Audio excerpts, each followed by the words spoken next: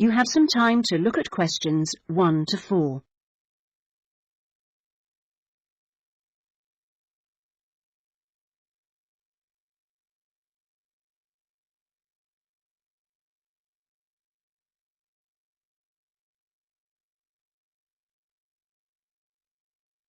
Listen carefully and answer questions 1 to 4.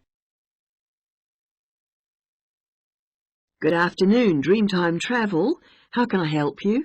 Oh, hello. I'm interested in the holidays you offer along the coast near here. Yes, we operate several tours up the coast. Where in particular did you want to go?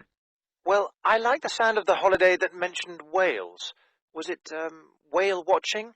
Oh, that's our whale watch experience. It's very popular, and it's based in a lovely little town with nice beaches.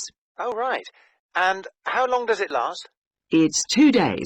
That includes 4 hours travel time each way from here. Good. I don't want to be away any longer than that. So, is that by coach? Actually, it's by minibus. We like to keep those tours small and personal, so we don't take a whole coachload of people. In fact, we only take up to 15 people on this tour, although we do run it with just 12 or 13. Oh, right. So, do you run these tours often? Well, it depends on the time of year. Of course, in peak times, like the summer holidays, we do them every weekend, but at the moment, it's usually once a month at most.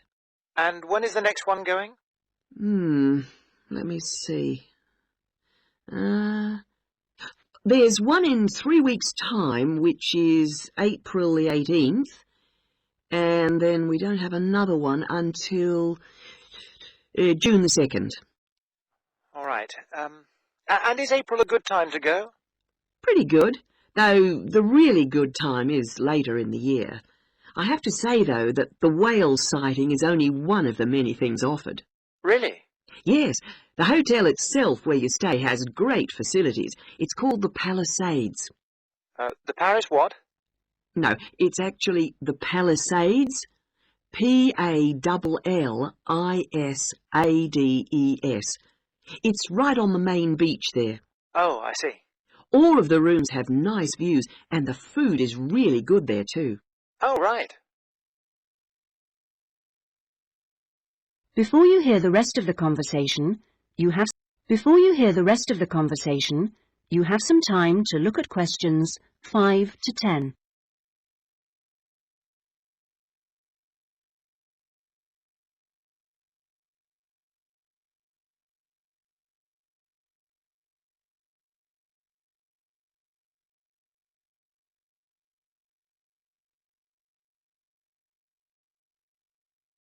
Now listen and answer questions 5 to 10.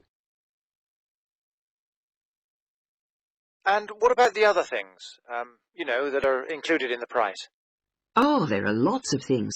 If you don't want to do the whale watch cruise, your guide will take anyone who is interested either on a bushwalk through the national park near the hotel, and there's no extra charge for that, or on a fishing trip. That's an extra $12, I think.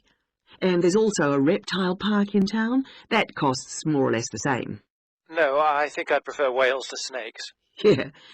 And if you just want to relax, you're free to sit by the hotel pool or go down the beach. Oh, and they also have tennis courts at the hotel, but you have to pay for those by the hour. But there are table tennis tables downstairs, and they're part of the accommodation package. Just speak to your guide.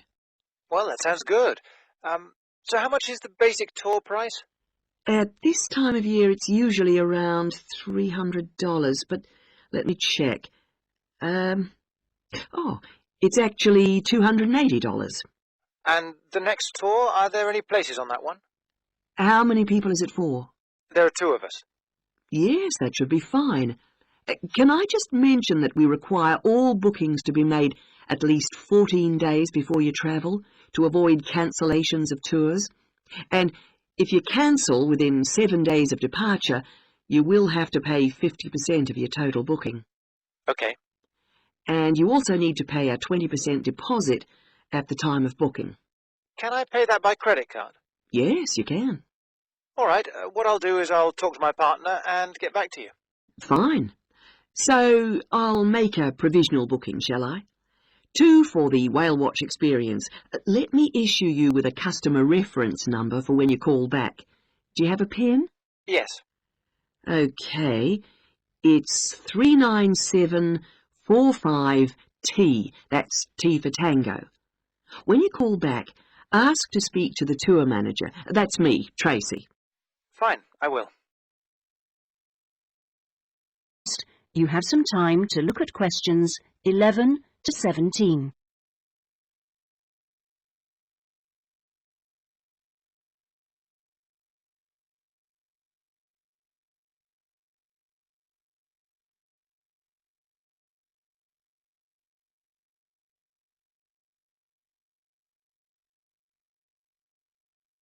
Now listen carefully and answer questions 11 to 17. Hello and welcome to today's Buyer Beware program, where we give you some tips on how to spend your money wisely. Now, in today's show, we're looking at beds for children and babies. Let's start by looking at baby cots. That's for children of up to 3 years old. We tested 3 different cots, all in the budget price range, and as usual, we will feature the good points, the problems, and our verdict. The first cot we looked at was by BabySafe, and it had several good points to recommend it. Our testers liked the fact that it had 4 wheels, so it was easy to move around. The only slight problems with this cot were that it had no brakes, but they didn't think that mattered too much. At first they were a bit concerned about the side bar because they felt babies could trap their fingers in it. But our testers felt that this was unlikely to happen, so they've given this one a verdict of satisfactory. The next cot was by Choice Cots, and this time our testers were pleased to find a cot which is simple to put together, unlike others we looked at. On the minus side, our testers did not like the fact that the side of the cot did not drop down, making it difficult to pick up newborn babies. However, the real problem with this cot was the space between the bars. Our testers found they were too wide and a baby could easily trap his head. We felt this was a real safety hazard, and so we've labelled this one dangerous, I'm afraid.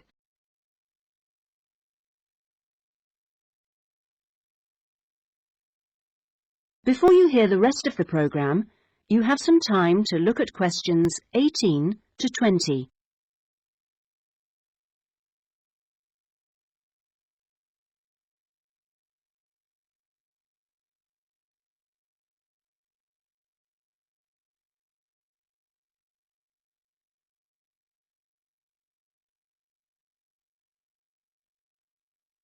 Now listen and answer questions 18 to 20. And finally, better news for the Mother's Choice cot. This cot was slightly different in that although the sidebar did not drop down, the base could be raised or lowered into 2 different positions, making it safe as well as convenient.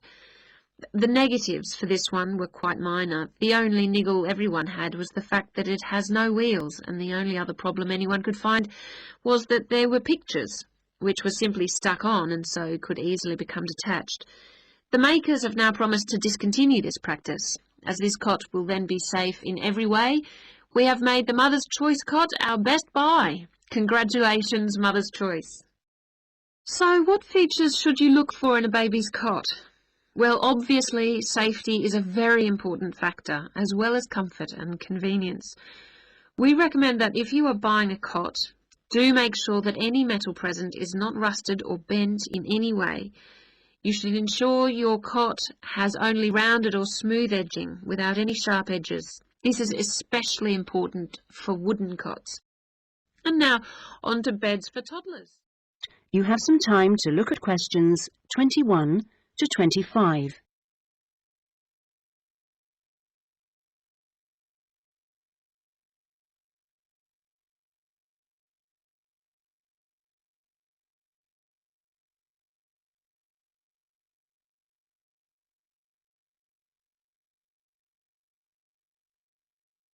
Now listen carefully and answer questions 21 to 25.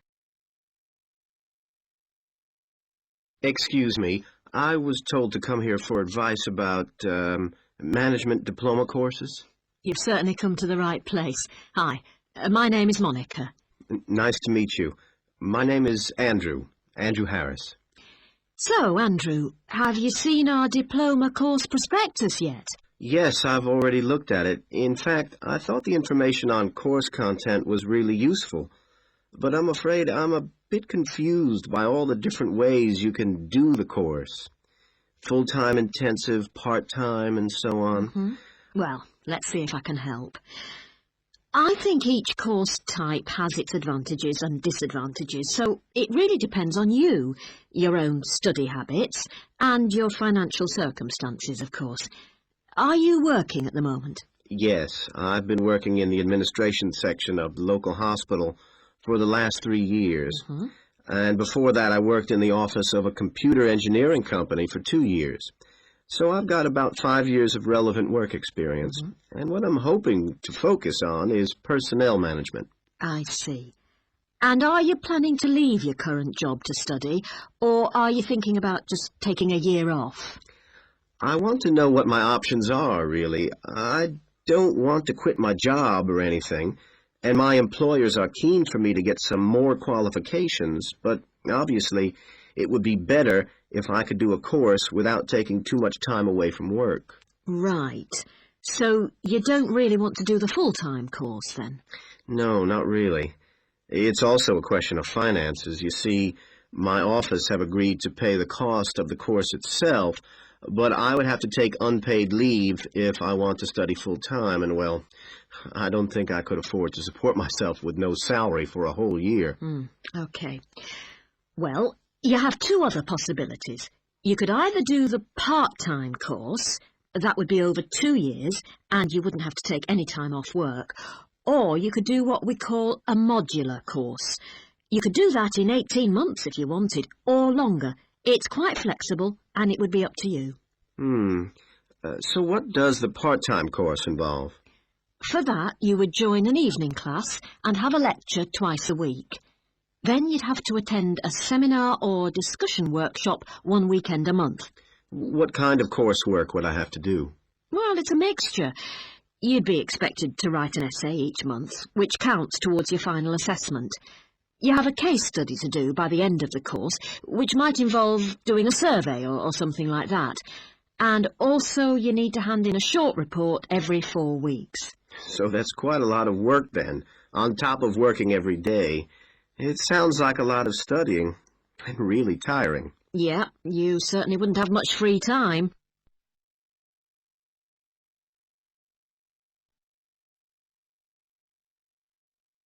Before you hear the rest of the conversation, you have some time to look at questions 26 to 30.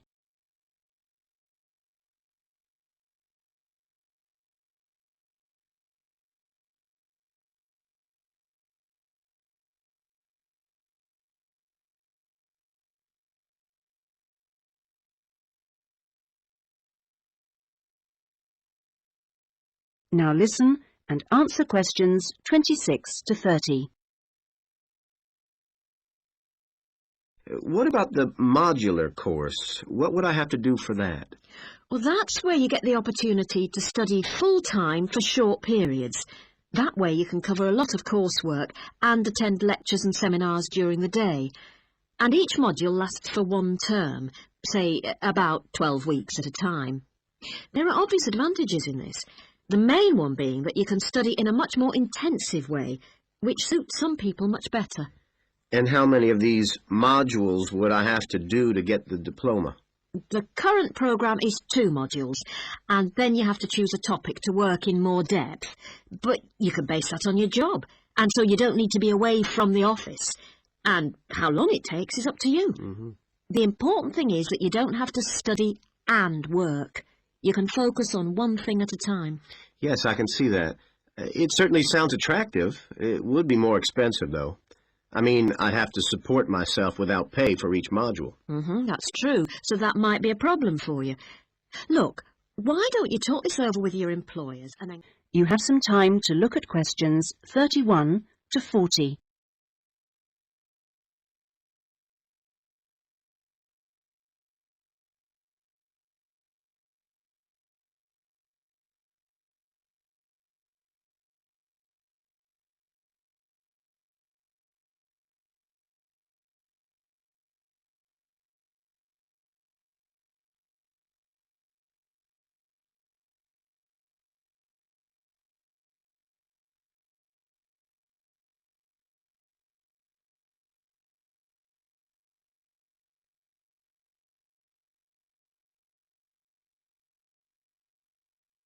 Now listen carefully and answer questions 31 to 40. Okay, so we've been looking at the attitudes of various social and cultural groups towards the management of their personal finances, how important they feel it is to save money, and what they save their money for. One aspect that we haven't yet considered is gender. So if we consider gender issues, we're basically asking whether men and women have different attitudes towards saving money, and whether they save money for different things. Back in 1928, the British writer George Bernard Shaw wrote in his Intelligent Women's Guide to Socialism and Capitalism that a man is supposed to understand politics, economics, and finance, and is therefore unwilling to accept essential instruction. He also said, a woman, having fewer pretensions, is far more willing to learn. Now, though these days people might question a lot of the assumptions contained in those statements, recent research does suggest that there are some quite fundamental differences between men and women in their attitudes to economic matters. Let's look at what men and women actually save for. Research studies of women in North America have found that women are far more likely to save for their children's education, and they are also more likely to save up in order to buy a house one day. The same studies have found that men, on the other hand, tend to save for a car, which, by the way, takes a surprisingly large amount of the household budget in North America. But the other main priority for men when saving money is their retirement. When they're earning, they're far more likely to put money aside for their old age than women are. Now, this is rather disturbing, because, in fact, the need for women to save for their old age is far greater than for men. Let's consider this for a moment. To start with, it is a fact that throughout the world, women are likely to live many years longer than men, so they need money to support them during this time.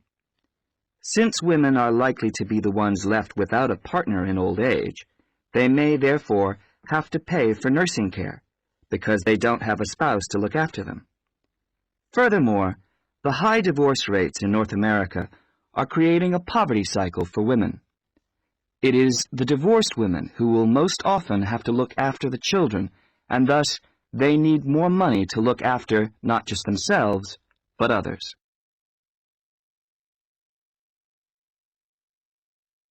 So what can be done about this situation?